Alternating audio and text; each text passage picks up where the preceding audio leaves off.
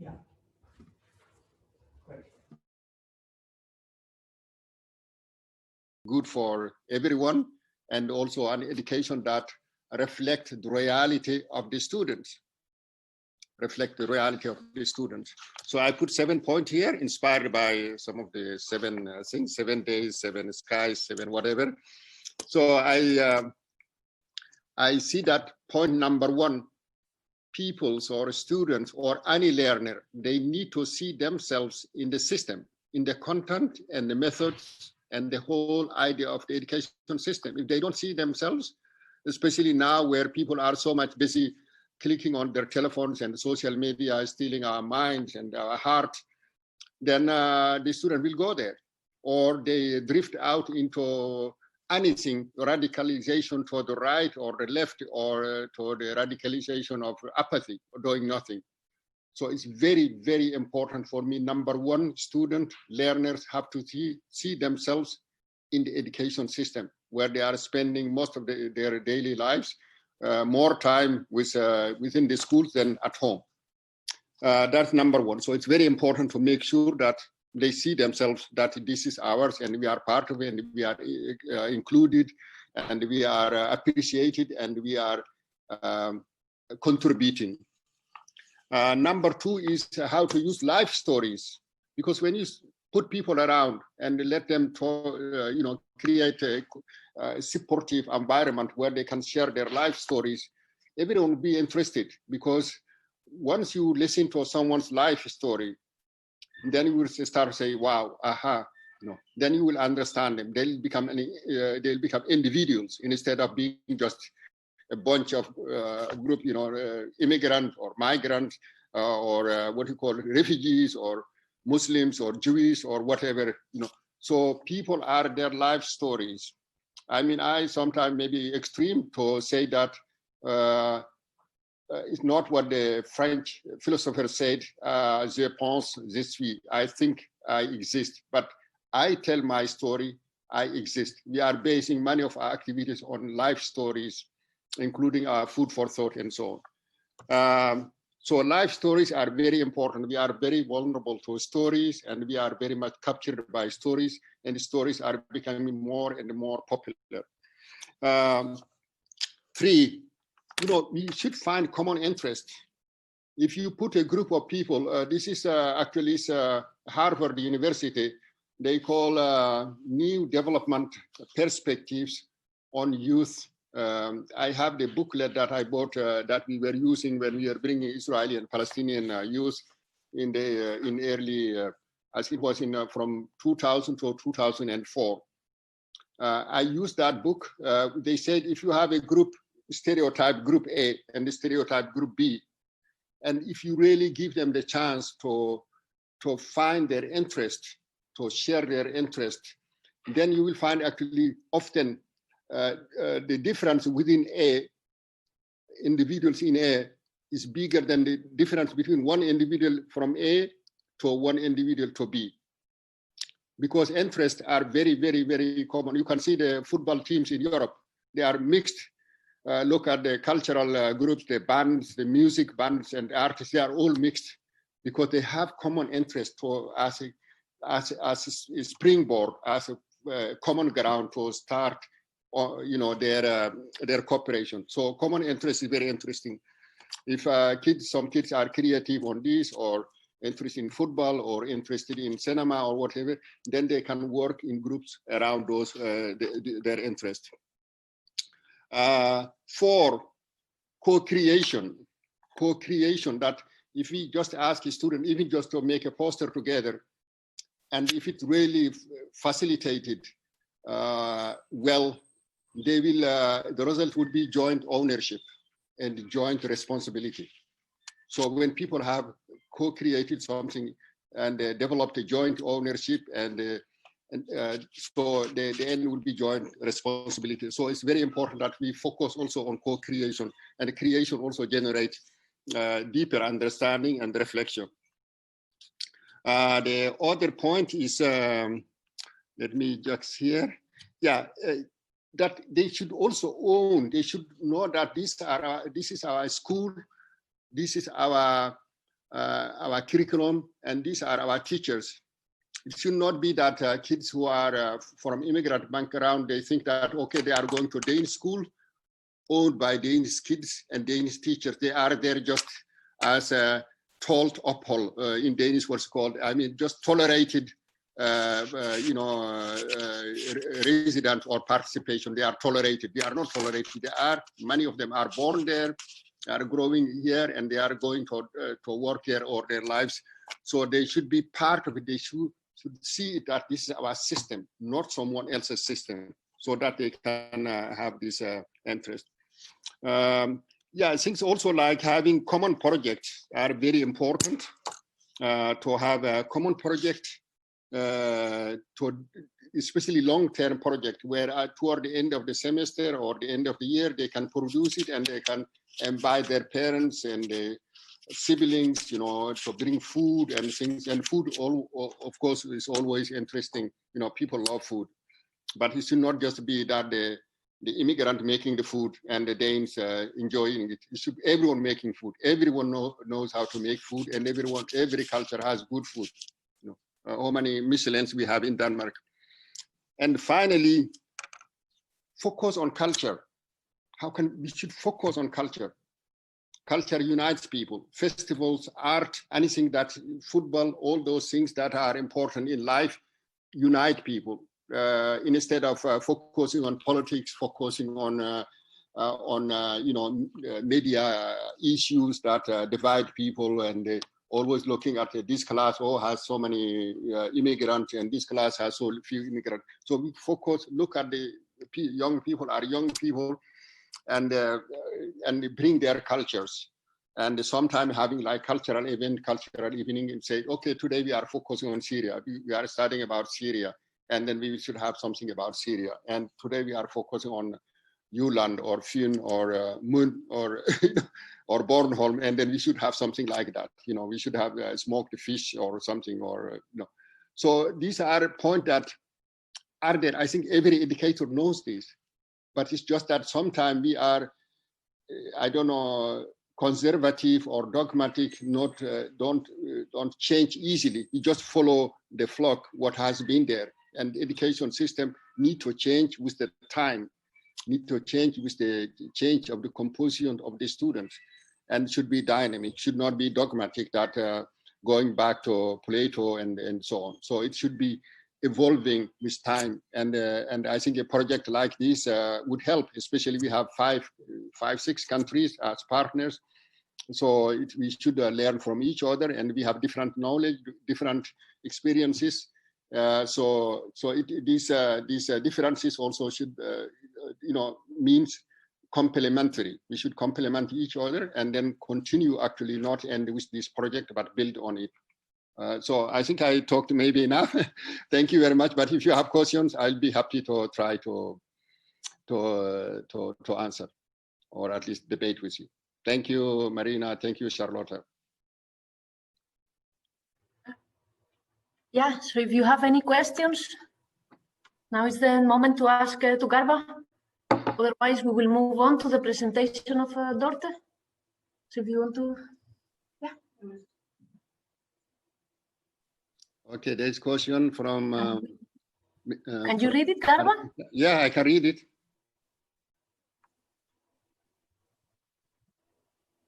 So the question is, what methods would be good for point 5? Every student should be part in the education process in the educational institution. Yes. How would that be in practical terms? Yeah, in practical terms is actually... Wait, Garba, wait a second. Okay, so you muted me, huh? I can see that. Sorry. Thank you, Marina. Yeah, of course, from my perspective, actually, when we have a student, we should bring something about their culture. We should bring stories from there, children's stories, books, films. It should not be just one-sided. It should reflect the student. So that's what I say, images, films, some interesting things that should be. And then also maybe we invite someone from their culture to come and tell. Maybe the students are too young to tell or share something, but we can invite some artists, some writers, but always focusing on culture and avoiding politics, which typically divide people. So I hope, Agnes, I mean, you use all these colors. I mean, you are an artist. You remember how you managed to unite the people in Helsinki, or we had people from Jordan, from Denmark, from many, many countries. And then also with the kids in Endrup school. I think it was 13th of October, 2016, how you captured them with your colors. Thank you very much. Is there any other questions? The guys in the room? Okay, so then I think we can welcome Dorte. Thank you, Garba. Thank you. Sorry, I have to go and catch my bus. Okay, then we'll see you later. Thank you. Bye-bye. See you. Bye. Thanks. Bye. Ja. Jeg vil lige have min præsentation. What is Super.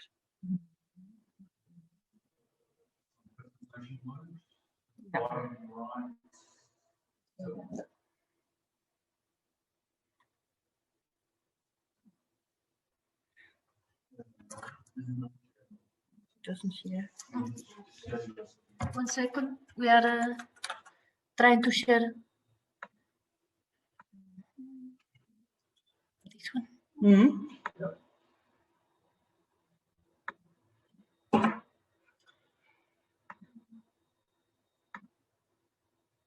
It's now going?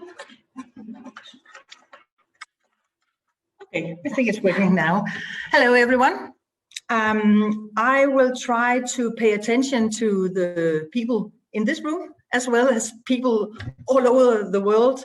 And first of all, I will tell you a bit about our project. And then if you do have some questions, please ask if you like. Okay. My name is Dorte, as Charlotte, she mentioned. And as part of the Danish research group, my task in this Paesic project, I've primarily been data collecting and data processing. And in my presentation today, I will make a number of reflections and over the project's methods and the project's findings.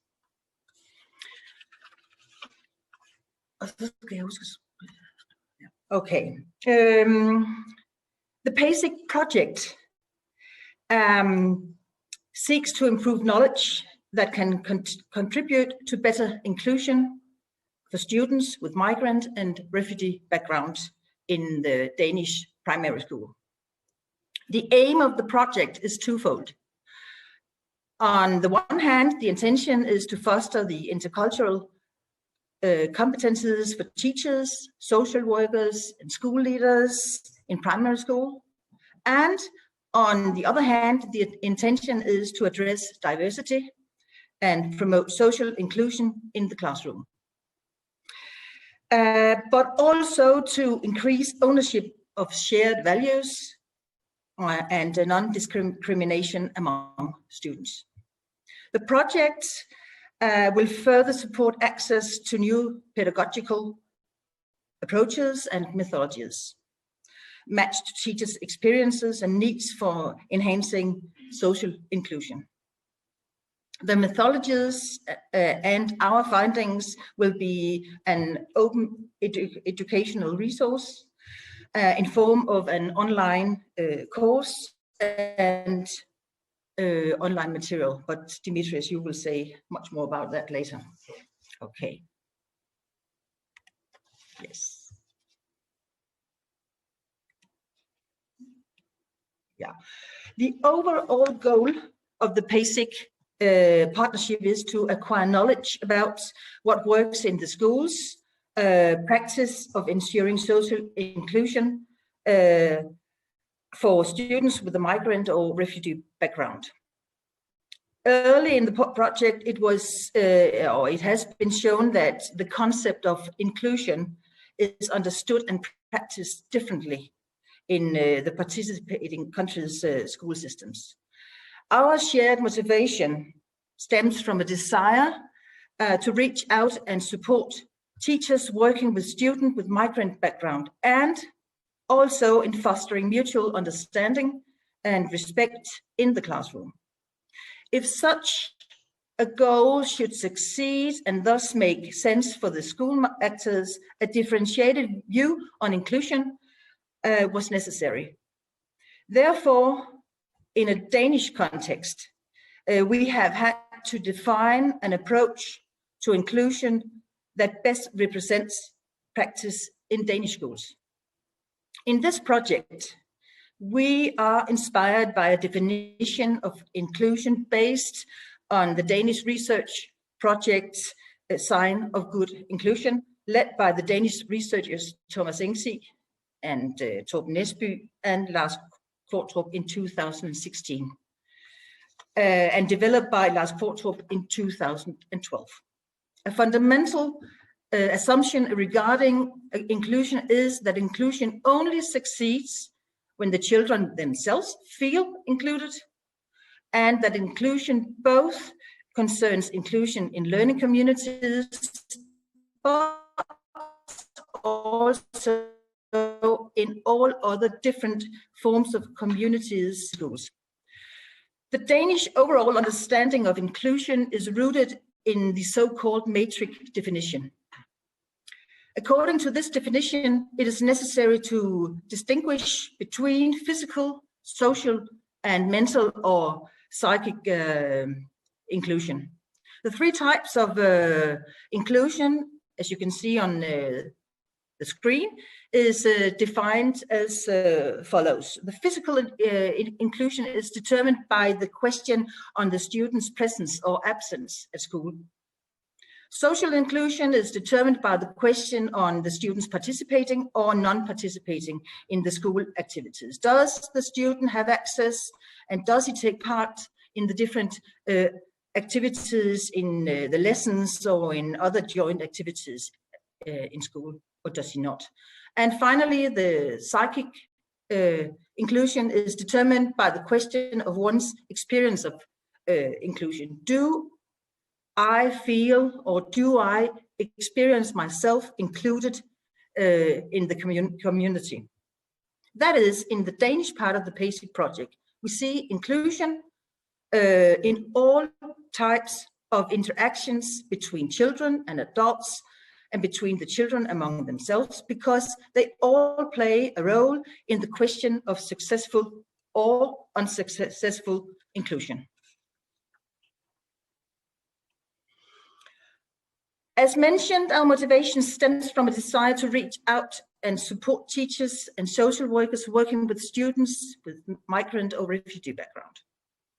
In fostering social inclusion, mutual understanding and respect among young people, and provide practical skills and training for those educators in the front lines of the arrival of new faces and cultures. Teachers play an important role in ensuring the positive development, learning and inclusion of the students and the overall learning communities. And they are in an ever-changing, evolving classroom environment and a greater diversity. Teachers must overcome the challenges to reach all the students, not just students with a migrant background, but also students with a wide range of other learning challenges or special needs. The overall Paesic project and the different activities in the partner countries focuses on the exchange of experiences, skills, and good practice between teachers, counselors, and leaders in connection with the development of good inclusion practice and learning environment.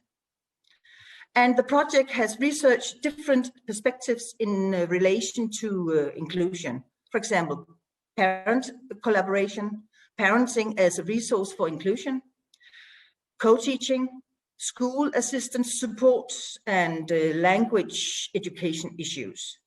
In a Danish context, it has been our special task in the Paesic project to focus on differentiation.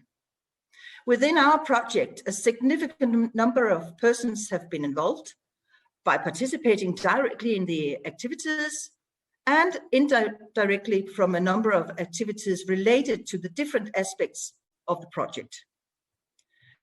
The participants can be divided into three main target groups. One group is the teachers and the social workers. The other group is the counselors, and the third group are the leaders. The project's empirical data have been collected through two research methods.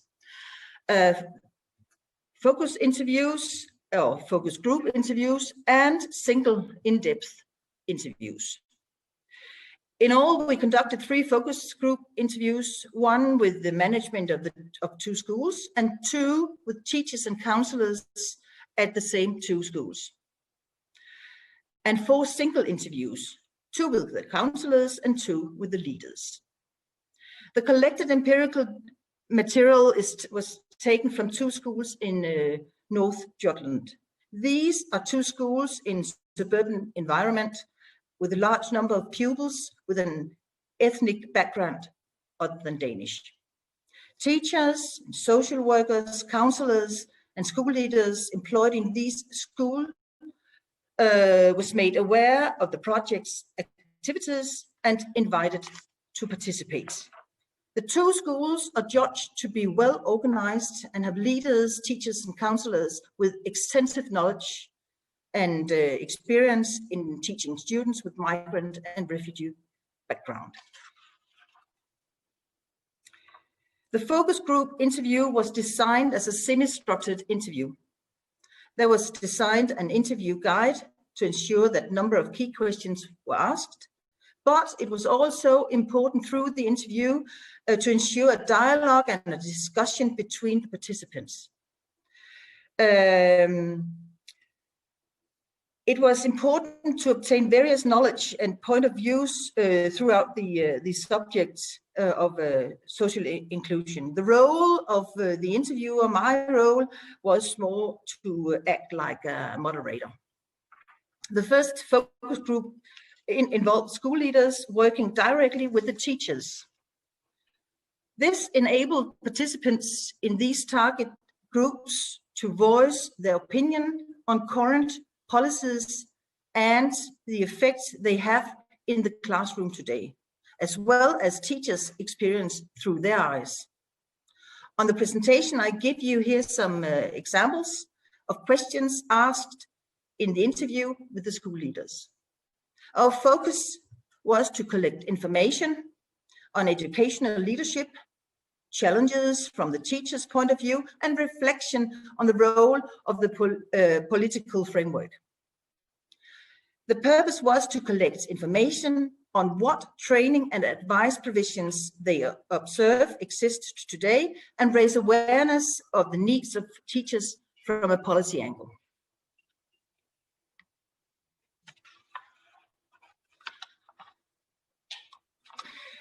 The second focus group involved teachers with an interest in and experience of promoting social inclusion in the classroom, and special trained counselors with special knowledge and skills according to inclusion and linguistic. In Denmark, it is known as counselor in Danish as a second language.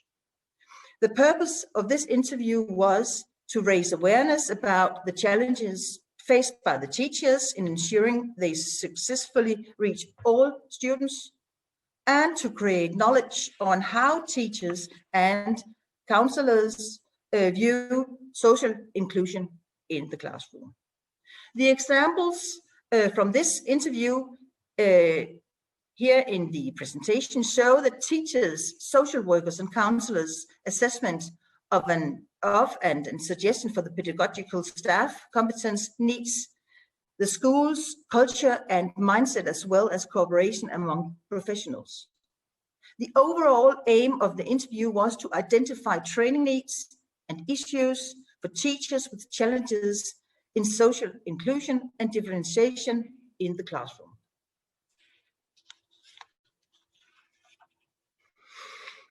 Now I will show you some key comments from the participants in the interview related to 40 themes. The 4 themes are collaboration, it's organization and management, it is the counselor's task, and finally, it is about culture. When asked about the professionals' collaboration and Danish as a second language in differentiation, the participants in the interview point out that it is important that the teachers and social workers cooperate on setting individual learning goals for each subject and each student with a migrant background. That they agree on good practice, on classroom management and organization of teaching. For example, various kinds of peer learning, methods, and body schemes. The importance of using data, evaluation, and formative feedback, collaboration in the team regarding student learning and well-being, and finally, an implemented and well-functioning co-teaching practice, where counselors regularly participate in the teachers' teaching, preparation, and evaluation.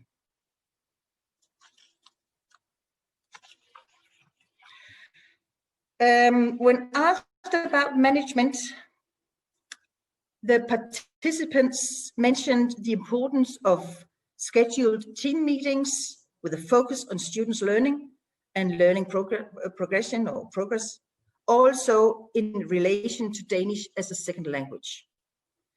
Teaching that meets students' different needs and learning goals, and that this characterize all teaching culture, learning environment, and all subjects in school. And finally, that Danish as a second language and differentiation are always on the agenda and are discussed at team meetings.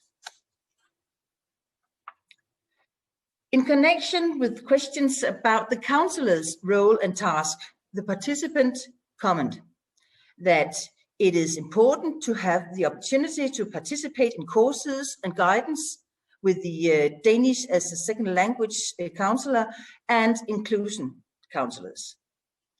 That the counselors helps the teams in their ongoing tasks developing the collaboration with parents in relation to inclusion and differentiated teaching. And finally, the participants assess that it is of great importance that co-teaching is used as a form of collaboration among the, Sorry, thank you, sorry. Okay. Yeah, let's talk about culture, the last theme according to differentiation and social inclusion. About this theme in relation to differentiation, I have selected a number of key reflections from the participants in the interviews. They point out the importance of students with an ethnic background other than Danish, not only learn the language, but also learning to go to school in Denmark. This means that the students' experiences and learn from participate in the different communities of the school, and then have to have the opportunity to develop skills and values that are particularly characteristic of activities and expectation in a Danish school context. On the other hand, this particular approach to students' forms of participation and opportunities in schools requires teachers and social workers that understand and teach on the basis that inclusion is not just for the individual, but concerns all students and adults. The Danish contribution to IO2 or Toolkits for teachers is, as mentioned, on differentiation. In any given classroom, students with a range of abilities, interests, learning styles, background talents and profiles are grouped together and expected to learn a certain material in a given amount of time. The fact that students are different from each other in such profound ways poses on the greatest challenge for educators, social workers, and counselors everywhere. How can teaching be done in a way that reaches all students, regardless of the differences? Differentiation is a teaching framework and philosophy that aims to address that question. Differentiation provides different pathways to learning that meet students where they are. In other words, it is a framework that allows teachers to move closer to personalized instruction based on individual student needs. The main tools of differentiated learning include teachers and social workers collaborate on creating organized, flexible, and with different tasks, expected outputs, and assessment for different sets of students based on their level, interest, and ability at a given time. I present here an example of a toolkit for teachers and educators, social workers, counselors, to frame the dialogue and collaboration between teachers and counselors. The toolkit is developed by DSL, or Danish as a Second Language, counselors, teachers, and leaders on one of the schools referred to in this research project. It is used by team members to collaborate on students' learning assessment. The framework helps teachers to uncover and develop their capacity to create differentiated and inclusive teaching practices and to implement the linguistic pedagogy at a school-wide level. And it is used as a toolkit for teachers, social workers, and counselors to plan and develop and evaluate co-teaching. Level 1 of this framework is the initiation phase. Teachers or other school staff begin a school-wide conversation about developing and implementing a cross-subject linguistic pedagogy. Second level is about teachers work to identify the specific linguistic goals related to the class, to the subject, to the different students. And the third level, the systematic work begins on students' language development in the classroom. This may, for example, come in a form of DSL counselor or language tutor in the classroom, by the implementation of language development courses for all teachers, or the integration of academic and linguistic learning objectives on a school-wide scale. The fourth level is about follow-up. Dialogue continues at a school-wide level, and conversations about language learning are regularized. Finally, let's call it the fifth level, is the full integration of linguistic pedagogy into the school culture. Different dissemination activities in the 4 participating countries in this project have been planned and completed throughout the project in order to ensure the visibility of the project and to increase its impact in the target group. The plan has included all possible kinds of dissemination, different kinds of indicators and activities. Teachers all over EU must overcome the challenges to reach all of their students. This is crucial for ensuring their learners become participating, inspired, and active citizens. To improve teachers' skills and competences, a wide array of practices is planned, amongst others, offering new methodology with cutting-edge solutions to improve upon and expand the teacher's toolbox of approaches, offering comprehensive packages of support services varying from training, networking, resources, etc., and connecting formal networks of teachers, school leaders, and other organizations in this field. Dimitris, my colleague, he will introduce you to these kind of different activities.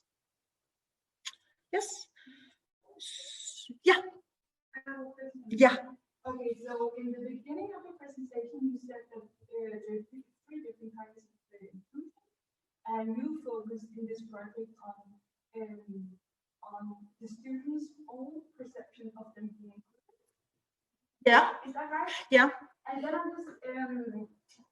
I'm just wondering, did you ask the students how do you feel included in the I've been conducting one of these teachers, so I know you did that perfectly well. Yeah. Did you ask the students how do you feel when the teacher? I think that is a very interesting and important perspective into getting to know more about inclusion. Yeah. Asking the sorry? Maybe Luna, you can ask the Okay. question. Because we often forget to draw in the pupils or the students' perspective in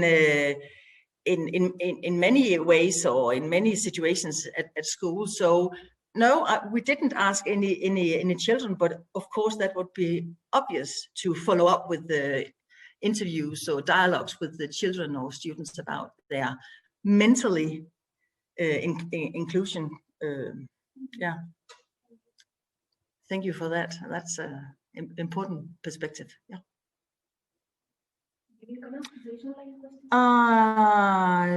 If you have any questions, feel free to ask.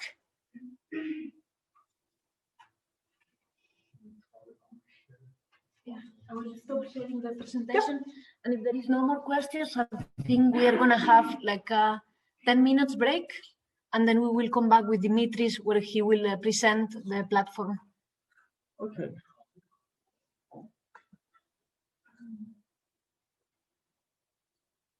Yeah. Super. Thank you very much. Yeah. And you have to say what time do we meet again? Or at 5 Danish time. Oh, sorry, Danish time. Yeah. Yeah, and of course you can always write the questions, and then we'll see them here if you think about the question afterwards. Okay, so see you in a bit. Yeah.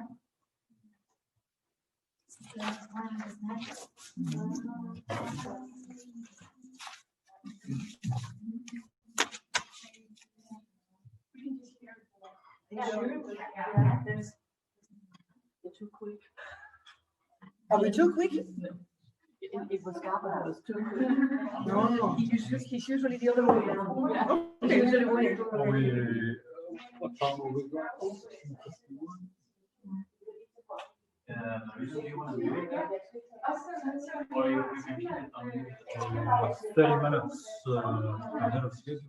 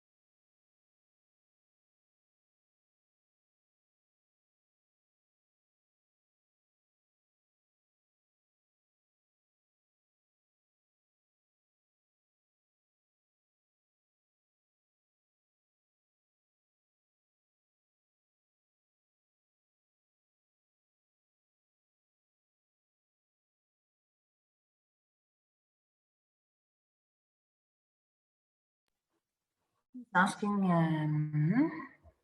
Yeah, so we are going to start answering some questions. Welcome back, everyone. Ellen, you have asked a question about an inclusion project in a school class and in a kindergarten.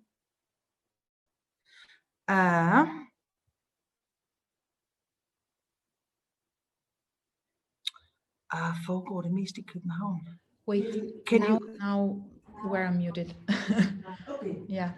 Okay. Kan vide hvad? Ellen, can you hear me? If you unmute your microphone. Because Ellen, can you try to explain? It's okay if it's in Danish or Norwegian. Hvad tænker du på? Hvad er det, du har brug for at høre?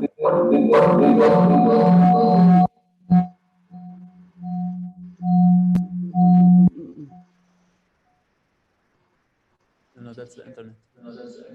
Dårlig med lyd.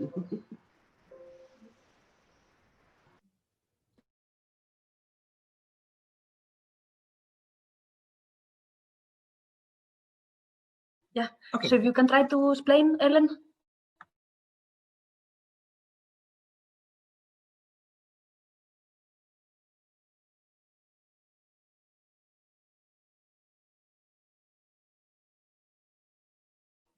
Try again now. I think we have fixed the problem with the sound. Kan I høre mig? Kan I?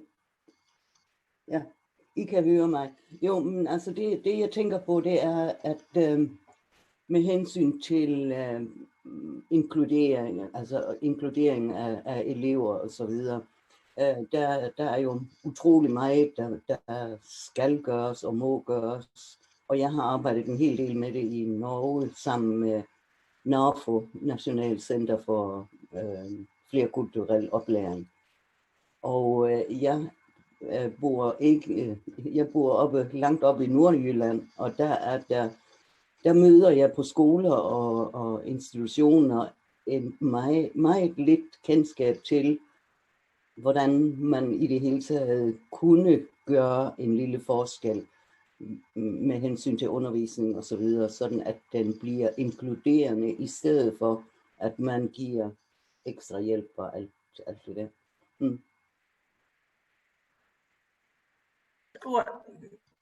Can you translate or do you need me to do? I need you to translate. What Ellen is asking or talking about is that she experienced that the knowledge about inclusion where she lives is not very big. And she wonder why the land so big, maybe. I do recognize some of what you tell us about your experience, because I often see teachers and social workers talk about inclusion as if it is a special pedagogical approach. It's a special way to work with disadvantaged students. Yeah. It is a special way to work with students with a diagnosis. Yeah. In the way we work with inclusion in this context, is that inclusion is a way to work with participation for all children, not just for children with special needs, because every child has the right to participate and be challenged in the way he is or she is ready to be challenged. So for me, it is not a question about special tools or special knowledge about didactics or or specialized skills according to children who has difficulty to manage the thing at school, but it's more mindset, a view on children. Yeah, but that's exactly what I mean, because do you have another question, Ellen? An answer to your answer, because it's exactly what I mean, because you have the multicultural education for teachers, so they know how to work without putting these children with different languages, for example, as children with special needs, because it's so important to have to make your education in school so that everyone with majority or minority language will have an effort. And I see this is not happening. And now I'm starting a small project where I will try to tell the teachers what to do in the classroom for all children, so both are included. I know there has been a lot of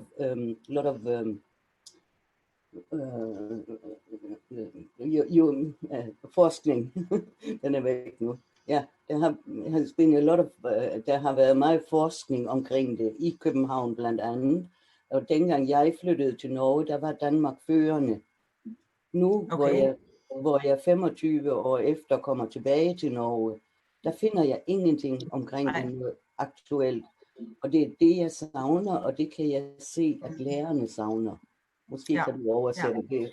Yeah, the teachers, they also miss special knowledge about inclusion, and by inclusion also, it is Danish as a second language, the linguistic knowledge or skills. Yeah. Okay. But okay, we have to move on to the second. We have time. We are fine on the schedule. Just one more thing to your question, Ellen. What the teachers and the counselors and the school leaders telling us, the one who has participated in the interviews, is that there's one thing which is more important than everything in developing and more inclusive practice in schools, and it's the teachers and the pedagogues and the counselors collaboration. Yeah, because you can't own all skills alone, but you can share them. Yeah. Okay. Yeah. Has the project also addressed the possible effect of negative rhetoric about refugees and migrants in the media? Yeah, public perception in Denmark in particular, and how it affects in the classrooms, or perhaps it has no bearing. Senior, it is your question. Yes, that's me. I'm a I'm a pedagogy student, so I'm very interested in the cultural aspect of it. But I think that I find it as a challenge. I can imagine for teachers that you can have all the activities to be inclusive, but once they go outside the school and they live in an area where there's predominantly their culture and all the narrative they hear. The first speaker said that it's important for them to be allowed to tell their stories, but if there's only there's 2-3 students in one classroom with that story, and you have 20 others who are ethnically Danish, because the Danish, we have to, I mean, in school we learned that Denmark is a particularly homogeneous culture.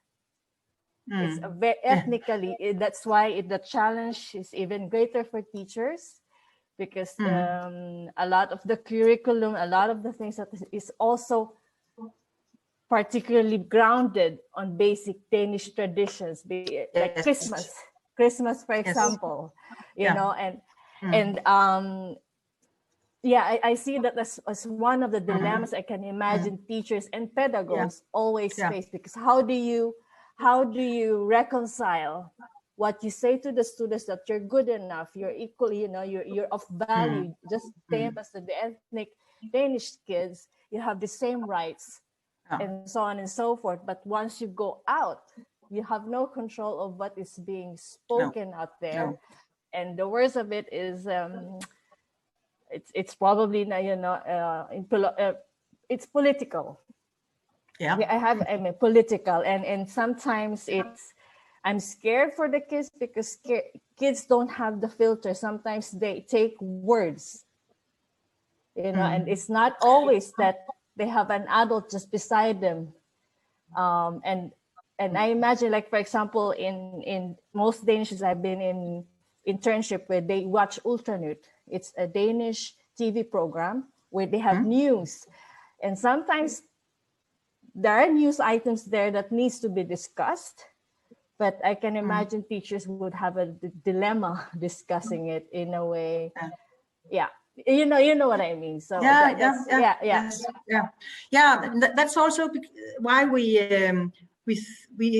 from the Danish point of view thought it was important to look at the phenomena inclusion in a more how do you say it, specific way, in talking about physical, social, and mental inclusion, because it's you can do a lot of things in the classroom, a lot of activities for the students, but if we have to talk about inclusions, we need to be curious about the single students' mentally or psychological approach to inclusion. And one of the school leaders we talked with in this project, she is a leader of a big school in an area where there are great social diversity. And she, about 50%, 50% in her school has a background other than Danish. And she said that it was easier for them to work with different ethnical groups and the diversity and the inclusion, because they were mixed in a wide way. And another school leader who is the leader of a school where there wasn't that many refugee student or migrant student, she said she agreed and said it is quite difficult, because the major culture becomes even more major when there are not that many from different ethnical backgrounds. I think there was something more I wanted to say to you.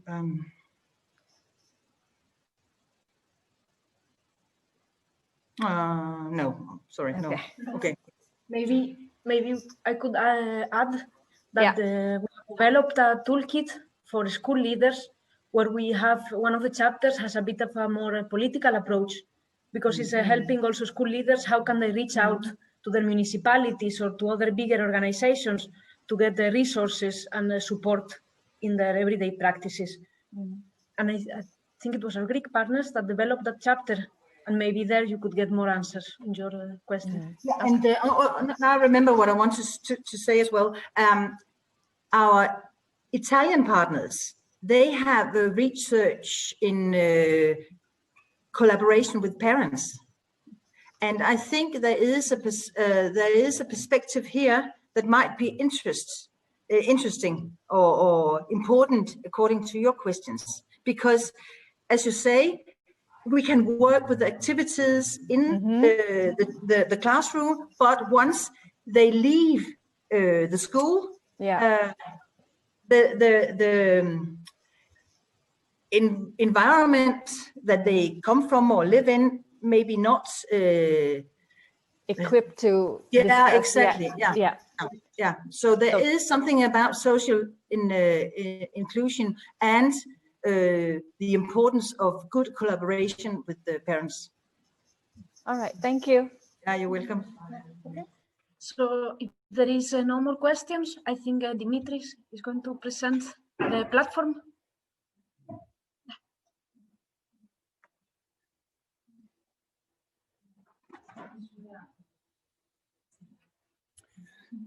Good evening, everybody, and good morning to some other participants who are on the other side of the Atlantic and so forth. So the general purpose is that I would like to present the platform which our Italian partners, NGO based in Italy, yes, they are the Youth European Services. So they, apart from contributing to the overall project and interviewing schools within Italy, they've also made a contribution towards developing this platform. And the general idea of the platform is naturally to gather all of the relevant material and be able to distribute it across to a wealth of teachers and essentially school leaders that can hopefully draw some value from our findings. If you just bear with me 1 second whilst I share my screen. And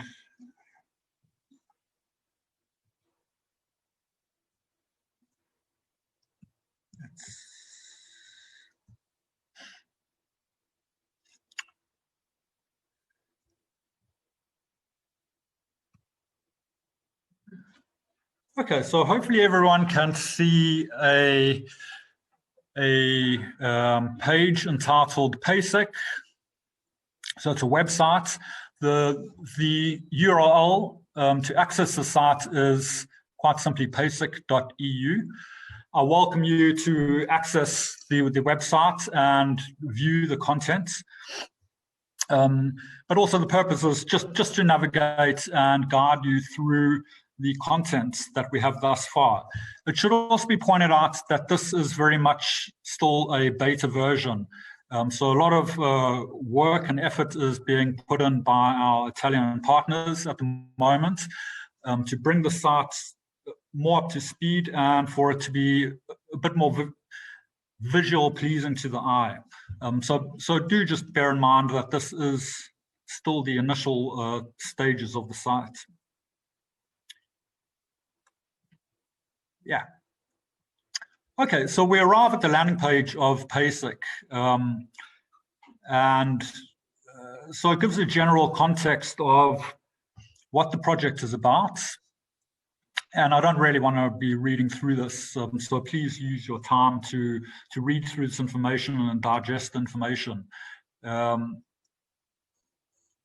what I'd like to point out is, again, just reiterating who our partners are. So we worked in collaboration with Crossing Borders, so our Danish partners.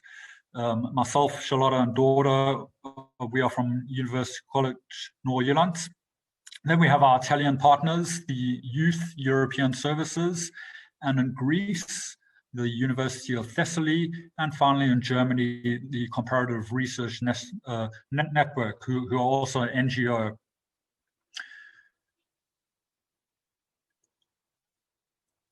Some valuable information that can be easily accessed through this website and in relation to these intellectual outputs are these. So we got a few downloaded. My apologies. I just try to access the material.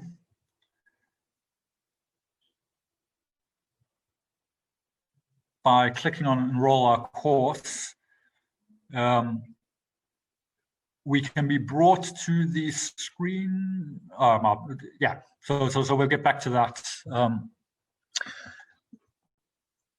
It should be pointed out that the information that we provide and the toolkits that were derived from the intellectual output 2 are absolutely free. So to enroll into this course and access the material, it is free. So by quite simply clicking on the enroll our course button, we get diverted to a page entitled Overview, and it gives a little bit of a background into the general flavor of this course. So it's a Paesic online training course and it's a free resource. This is broken down into 4 modules, and this was derived from the IO2. So the toolkits for teachers in particular. And these are broken down into these 4 strategies or modules. So known as differentiation, which Dorda, my colleague, spoke about within her presentation. And our other partners also worked on the remaining strategies or modules. So inclusive parent engagement, multi-language, and collaboration. Each one of these modules follows the same generic layout. So when we click onto the module, there should be an outline of the topic, so the specific topic, whether it be differentiation or any of the other strategies. There's a bit of practical information into what exactly differentiation is, and also why is it relevant. So how can teachers themselves draw value from knowing more about differentiation and taking part in this short course? There's also a set of activities and exercises that the teachers can consider introducing into their classrooms. And we also package in a set of questions that the teachers should ask themselves and reflect upon.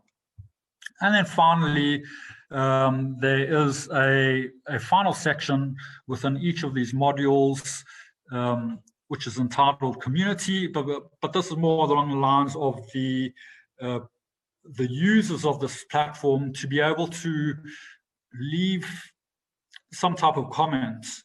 Now, currently some work is being applied into this area, and it's open for discussion into how interactive do we want to make this part of the platform. So at the moment, it's just quite simply the teachers or the users of the platform being able to leave a comment within the specific module.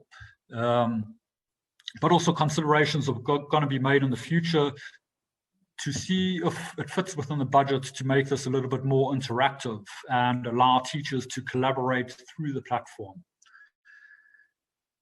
So with that, let's have a look into some of the content within these modules. So quite simply clicking on the Start the Course button, we will be directed to the 4 modules.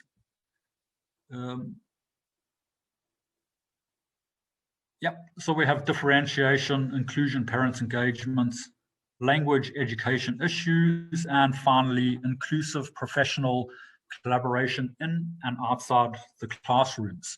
So these essentially are the 4 modules that were derived from the intellectual output 2, and essentially is the toolkit that we provide for teachers.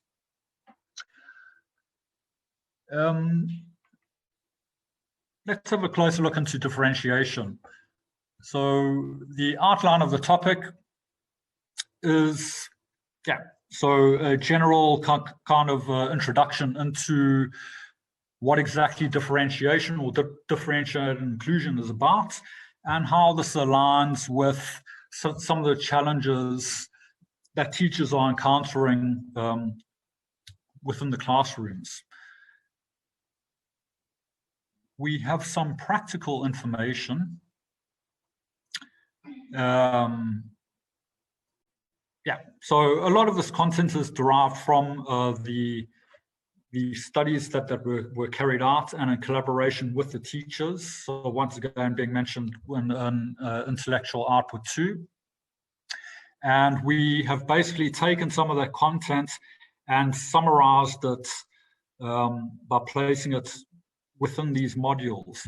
So the general idea is, of course, that we've also been concerned about not putting too much information into the platform, because we want to make the user experience as best as possible for the users of this platform.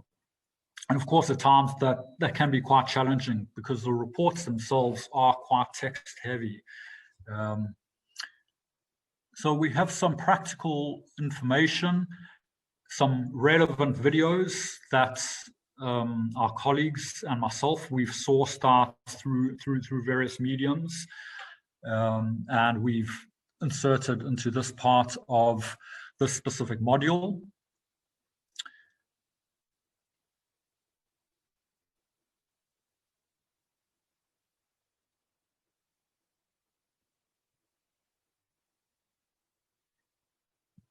And we need to ask ourselves, why is it relevant? So here we try to draw a comparison between at least our studies in Denmark, and how exactly it fits to Denmark and the challenges that teachers are encountering in schools in Denmark. So this section very nicely summarizes those aspects. And then finally, we arrive at the set of questions.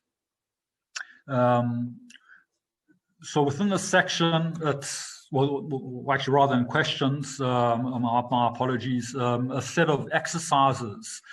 So through our studies, once again with the teachers, we managed to come up with a set of exercises which could be applicable and useful for teachers to use in the classroom itself. So within this platform, once the user of the platform, so being teachers or to an extent leaders, they can explore these various topics, so each of these modules, and reflect upon what is actually being said within these modules. And then based upon that, there are a set of exercises which can be downloaded. So quite simply clicking on this link. At the moment, it'll download the exercises in a Word format. So just to save some time, so if we click on that link, then we are brought to some exercises relevant to differentiation. So here we have two examples of exercises, which are peer tutoring and peer mentoring. And the second exercise, which is looking into the lesson plan. So the teacher can take these exercises and think of a way of how she can introduce it into her classroom.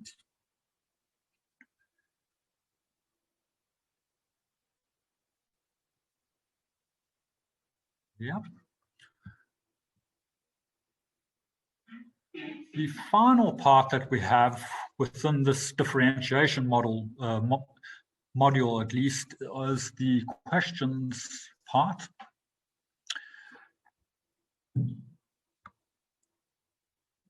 And the idea is really for the teachers to, so we provide a set of questions to put across to the teachers to allow them to reflect upon the process, especially when looking into differentiation, and to be able to, by using these questions, to help the teacher guide themselves into how they can implement their findings and use these exercises within the classroom. And as mentioned, the last part, but this is very much work in progress. We're looking at a way of allowing the teachers or the users of the platform to be able to leave some comments or to start an open dialogue within the platform. But as mentioned, so currently this is a beta version that our Italian partners are working on. So over the up and coming months, they're going to be putting in a lot more efforts and work into bringing this part of the platform up to speed. So what I've essentially done is I've introduced the audience to one short part of the platform, or at least the content, and that's being differentiation. So this is an area that Crossing Borders and UCN has been putting a lot of focus on. The other parts are, of course, what our partners have been working on. So our partners being our partners in Greece, in Germany, and in Italy, and they've been working on the other parts. So inclusive parents' engagements, language education issues, and inclusive professional collaboration in and outside of the classrooms. It follows a generic flow, as I've just illustrated within the differentiation part. So each section has an outline to the topic, bit of practical information. Why is it relevant? Some exercises and activities for the teachers to consider implementing and using within the classroom. Some questions for the teachers to reflect upon.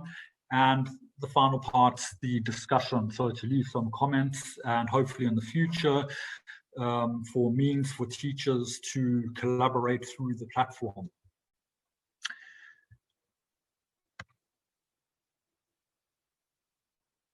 Going back to the main parts of the Paesic site, there is one section entitled Download.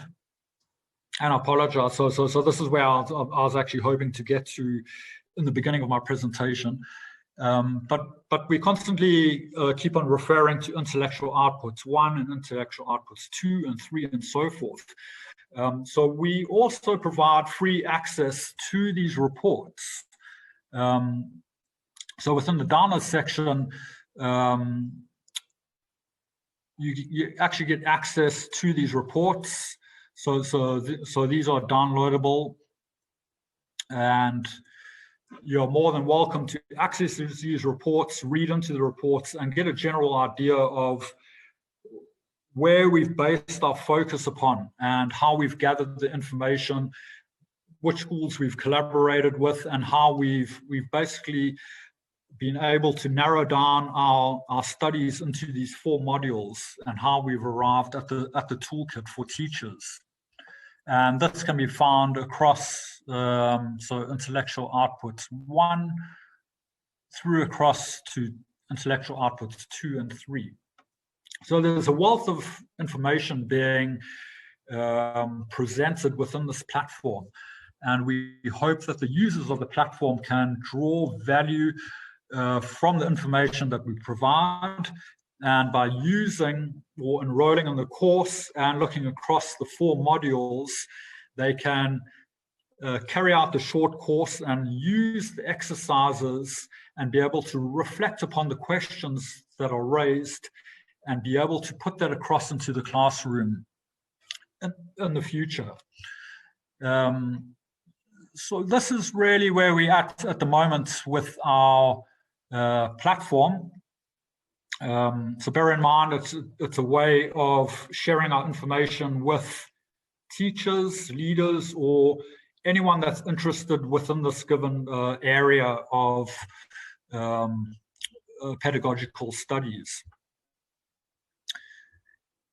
I encourage everyone during the conference or even outside of the conference to have a look into the platform. So the URL is paesic.eu. You can access the site. As mentioned before, it's completely free to navigate through, download the materials and exercises and so forth. And more than welcome to leave feedback. So either via this chat or through one of the Facebook groups. And hopefully we can collect some of that feedback and relay it across to our partners, and we can build upon that feedback in the future. So this kind of is where I end my presentation. Are there any questions as to what I've just been trying to relay across to the audience? Anything from our participants over here at Crossing Borders, or anything online?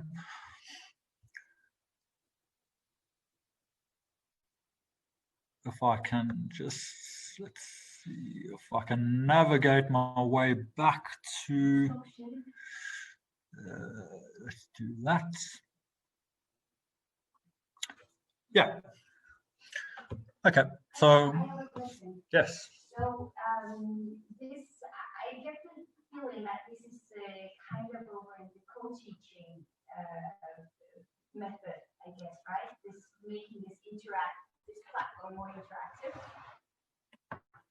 That which you just showed, where you have all the materials and activities. But who are you going to? Because then you are inviting people to leave comments. But then what? Are you like redeveloping the materials and the activities that you have on the platform, or yeah? Yeah, and this is quite an interesting question. So I suppose it's constantly open for discussion amongst our partners, where to take this platform and the type of information that we get. How do we manage and maintain this information? It's kind of all up in the air at the moment, to be honest. So nothing really has been decided. I think from the beginning, each partner country had a different vision of how we should bring the users of this platform together and be able to share the information. So at least from our part in Denmark, it was more along the lines of, it could be really cool, could be pretty awesome if there could be some kind of interactive means that people could create profiles on this platform and then just kind of spinball ideas across and kind of just like some type of social media kind of means, be able to share information and experiences. Whether that is achievable within the time constraints and the budget that we have, that's a completely different scenario altogether. I think at the moment, and the stage that we're at with this project, is just a matter of being able to gather the initial information, so the studies, so the interviews with the teachers and the leaders and so forth, and coming up with a toolkit and being able to disseminate this information into a centralized platform. But it could be really interesting as to where it will lead to in the future. So will it be, will teachers or users of the platform have the means to share information? And if so, again, so a very relevant question, how will that be managed? Yeah, this is slightly outside of our scope at the moment. Some kind of ambition that you would be like the manager of this platform. Making comments and yeah. It could be pretty cool, and also my background is IT and software development, and my vision most certainly was, okay, there are a lot of possibilities, but of course we have to be conscious about the budget and time frames at the same time.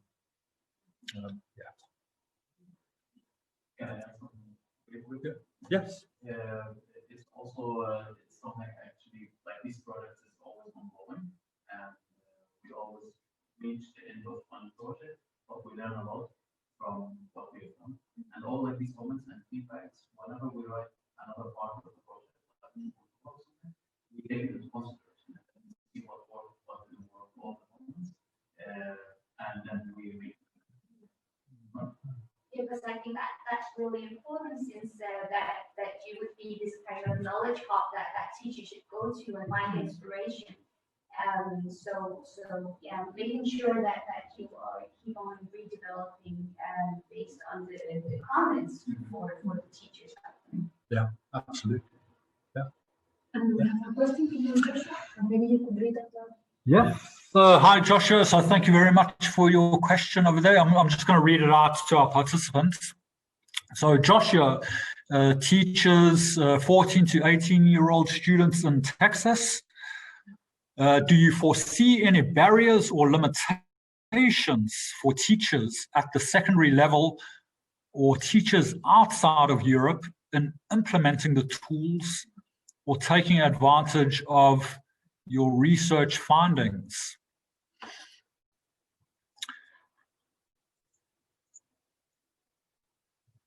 Yeah, so so free to our audience. So I suppose at the moment, hopefully there wouldn't be any limitations because the platform itself is free. Hopefully anyone can access the platform and try to draw some value from the content within the platforms. So there shouldn't be any limitations on that part. I think Marina would like to also add. Yeah, if I can add, the interesting part of this project is that it was conducted with very different profiles of teachers, since we had the Italian teachers and Greek teachers and Danish teachers and German teachers. So I think it's very possible to be applied in other contexts, because it's not only thinking about Danish teachers that can be quite like a homogeneous and concrete group. It's designed to be broad. So I think it could be definitely applied in other contexts with very interesting results as well. And I don't know if that answers your question, Joshua.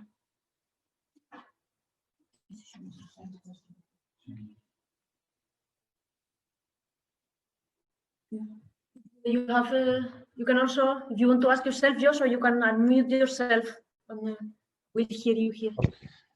This looks very useful to me in my context, so you did a good job of answering my question. I was just asking the smart people in the room over there, is there any reason this wouldn't work for me? Because I don't see one. So thank you. Yeah, and we have another question here in the room. Yeah, maybe you can, because I think it's easier to hear, like if you are speaking to them.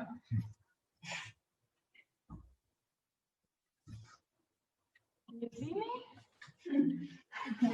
Okay, I just wanted to add a comment because when talking about social inclusion or exclusion, I think it's important to take into account that everything needs to be understood in a context. So you have these general tools, but you constantly need to reflect upon how it is in your classroom, or that is what I have experienced with using like more universal tools.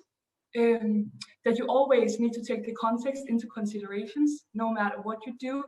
And yeah, that was what I just wanted to say. Thank you.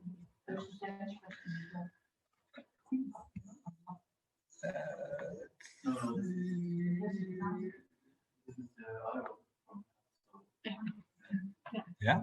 And we have another question from one of our Facebook participants. That is Ivan, a high school teacher from Spain, that is asking how could these methods be used in classrooms where many students don't speak the language? And maybe Dorte could answer this better.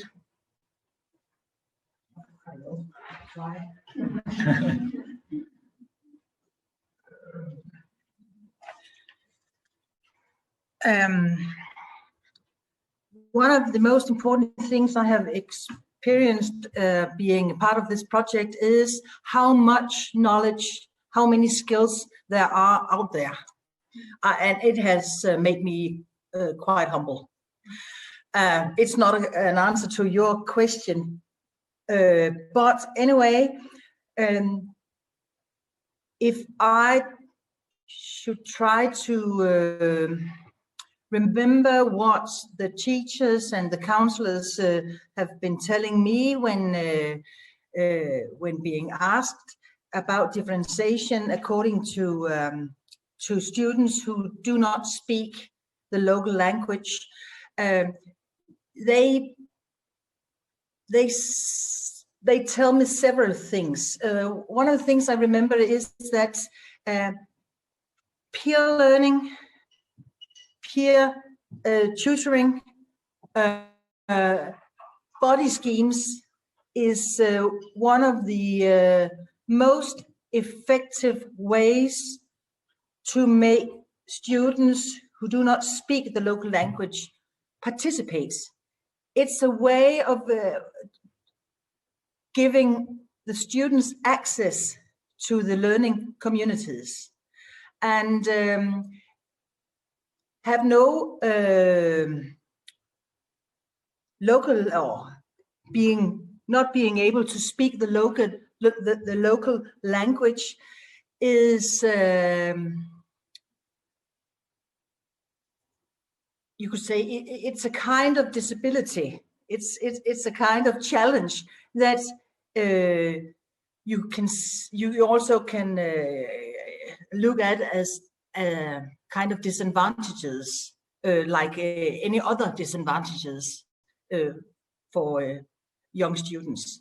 So when they told me about how to work with inclusion and differentiation, they were very keen on solution like learning strategies, scaffolding, and collaboration among students. And we know that John Hattie's research also points out that the most effective way of learning or assessment is when students are being allowed to work with other students at the same age or at the same gender or something like you can compare yourself with. So I think that would be the teachers and the counselors' answer. How do you get the different students access to the learning environment, even though they do not speak the language? What part can they take in the challenges? Yeah, that's as far as I can get, I think.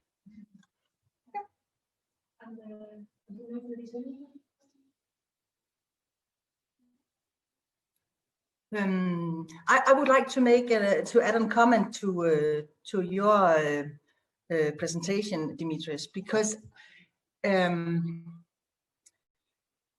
I hope that this platform will be a way for teachers and counselors and social workers to collaborate, because my experience is that there is so much knowledge all around Denmark, all around EU, and if Ellen wonders why social inclusion is a great, how do you say it, challenge where she works as a teacher, it is interesting because in a school nearby you, there are counselors or teachers who has great experience, because we need to exchange knowledge much more than we do, because it is out there. Yeah.